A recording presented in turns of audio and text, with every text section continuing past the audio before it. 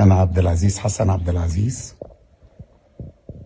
وأنا جوز الفنانة علا غانم.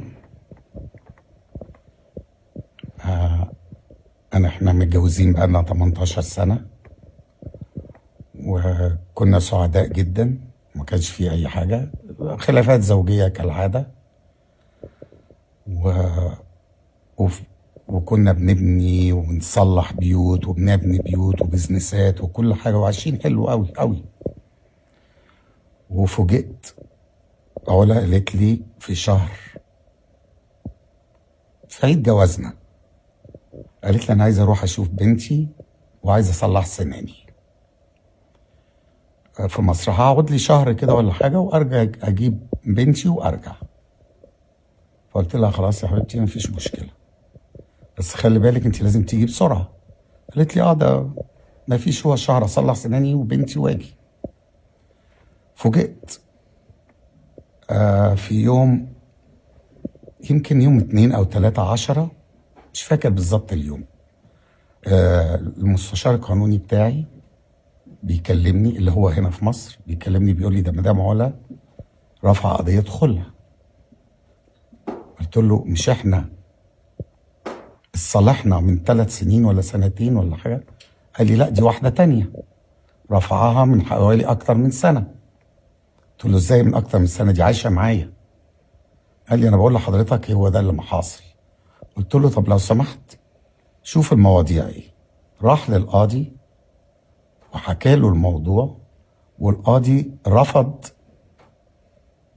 القضية. رفض القضية. دي أول مرة. جم رفعوا القضية مرة تانية، وأنا آسف، القضية كانت راحت على عنوان المعادي، وأنا مش ساكن في المعادي، أنا ساكن في أمريكا، وسكني هنا في سقارة. فلغوا سقارة ولغوا أمريكا، على إن أنا عايش في أمريكا، كنت أنا وهي، وما قالتليش. وقدموا عنواني إن هم اختاروني في المعادي. طبعا ده غير صحيح، فالقاضي رفضها. القاضي حد محترم جدا، انه رفض القضية. جم رفعوا قضية مرة تانية وعملوا عنوان والدتي، اللي هو في وسط البلد، وطبعا انا مش موجود فيه لاني انا لسه في امريكا. واستمرت القضية، وكان المفروض ان القاضي هيحكم فيها مش عارف يوم 27 ولا ايه. فالاستاذ محسن المحامي، المستشار محسن، قال لي لو سمحت تيجي على مصر حالا. وبالفعل اخدت اول طيارة وجيت على مصر، ورحت قابلت شيخ في الازهر، وقلت له ان انا عايز علا وانا مش عايز اسيبها، وانا عارف تماما اللي ورا كل المشاكل اللي احنا فيها دي هي والدتها. والدتها تكرهني من اول ما اتجوزنا، عشان هي حد معرفش، مش عايز اقول، بس هي حد قوي جدا الشخصية. وطبعا خلت بنتها تكرهني، بنت علا، فبقوا 2، وخلت اخو علا يكرهني، وسببت مشاكل كتيرة جدا. المهم انا جيت قاعدين، جيت داخل البيت لقيت علا حاطه بلطجيه بره على الباب، وزي ما انت شايف كده نزلوا. علا ضربتني بازازه نبيت في عيني، والولد راح شايلني وراح حادفني على الباب. الباب اخدني واتكسر، ازاز زي ما انت شايف، الازاز مكسر بره. ولد بلطجي كده ومسكني جامد، وراحت امها ضرباني بحديده على دراعي، وانا بحط ايدي راحت الحديده قطع لي ايدي زي ما انت شايف كده. جت البوليس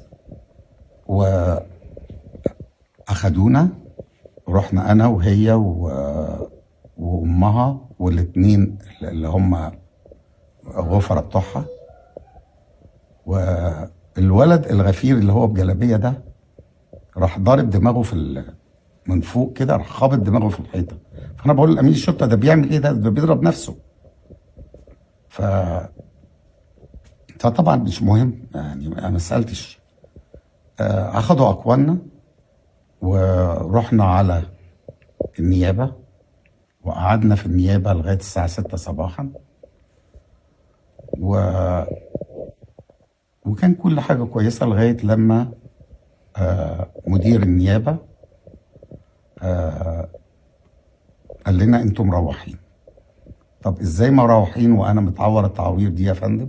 قال لي خلاص روح على المستشفى. بس كانت الساعه 6 الصبح وكان الجرح بقاله اكتر من 10 ساعات. فما قدرتش اروح مستشفى، كنت تعبان جدا، كنت بوجع جامد قوي. وكنت ساعتها اخدت كذا حبوب مسكنه وما كنتش قادر اكمل. جيت بسرعه على البيت هنا رجعنا على الاسم الاول. رجعنا على الاسم الاول، وبعدين اخذوا عملوا لنا كشف علينا وبتاع، واتضح ان بتهيألي الناس اللي هم علماء عيناهم غفرة، دول مش غفرة، دول بلطجية. وهي بتتآمر يعني مع كذا حد، مش بتتآمر، بتحاول تعين ناس مش كويسين، معرفش ليه. جيت دخلت على البيت وقفلت البيت. بعد شوية لقيت الشرطة هنا بتقول لي انت عندك بلطجية جوه؟ قلت له لا، انا ما عنديش الا الشغال اللي هو بقاله معانا 15 سنة، وما كانش بالفعل فيه الا انا وهو بس. فقالوا لي لا، طب افتح الباب افتح الباب. انا كنت ساعتها قلقان جدا منهم، وحسيت ان في حاجة غدر هتحصل. فما فتحتش الباب، بس هم طلعوا كويسين جدا الشرطة. وانا قلت لهم لو مدام علا عايزة تخش اهلا وسهلا فيها، مفيش اي مشاكل. اول ما قلت لهم كده بصراحة هو خد علا وقال لها حابة تخشي؟ قالت له لا. ودوت النقيب علي في شرطة مباحث ابو النمرس. وساعتها هو اخذ العربية ومشي، وكان مشكورا جدا.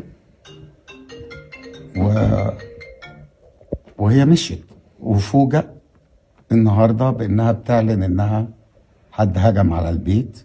البيت زي ما حضرتك شايف فاضي، مفيش الا ناس وغفرة كويسين جدا. مع العلم ان رئيس النيابه كان هنا امبارح واخد بطايق الناس اللي انا عينهم دلوقتي. هم كلهم من الصعيد، صعايده، ولسه جايين من الصعيد دلوقتي. مش ما اقصدش دلوقتي يعني، اقصد من يومين. وكشف على بطايقهم ما لقاش حد مسجل ولا اي حاجه زي اللي هي كانت جايباهم. فانا مره تانية بقول للعلا اهلا وسهلا في بيتك، احنا لسه متجوزين ومفيش اي مشكله بيني وبينك،